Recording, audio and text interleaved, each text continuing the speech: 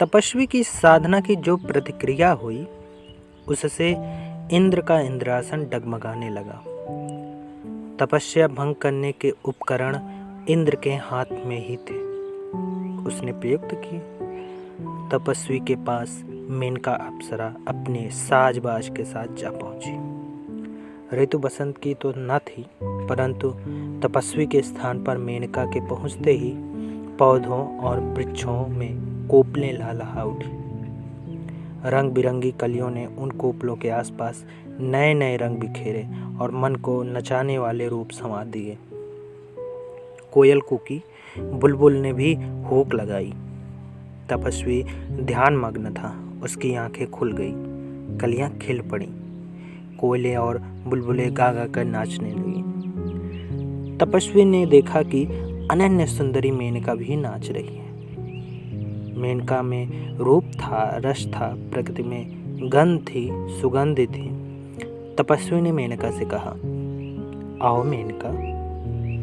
मेनका ने सोचा, अरे यह तो बिना किसी बड़े प्रयास के ही फिसल पट्टी पर फिसल गया।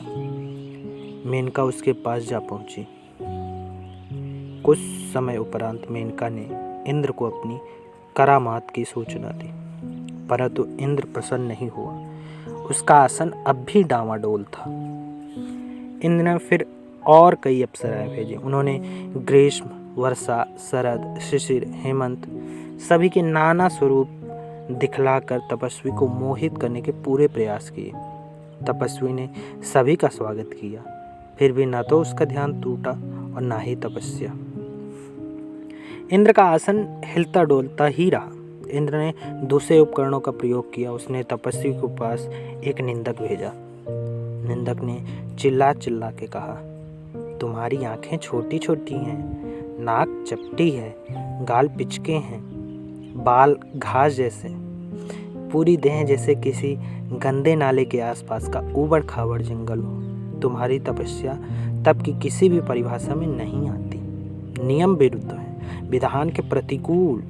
तुम तो विरोधाभास की मूर्ति हो। कुछ नहीं पाओगे इस तपस्या से, है ही कुछ नहीं। तपस्वी बोला, बके जाओ बेटा, मैं परवाह नहीं करता। परंतु उसका ध्यान नहीं टूटा। निंदक लौट गया।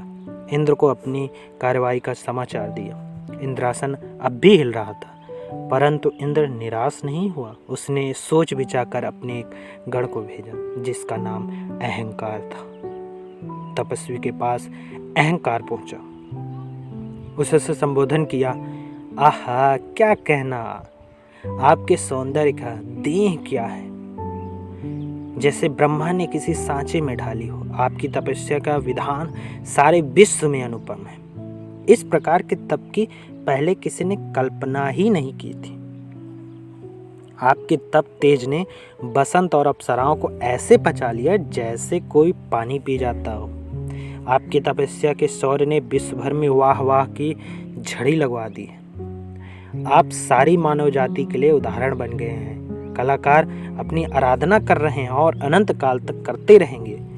तपस्वी की आंखें खुली, अहंकार उसके भीतर समा गया। तपस्वी ने सोचा, मुझसे बढ़कर कोई नहीं, और उसी क्षण तपस्वी लड़खड़ाकर गिर गया। अब वह केवल एक दुर्लभ सा मनुष्य रह गया था और इंद्र का आसन निश्चल हो गया था।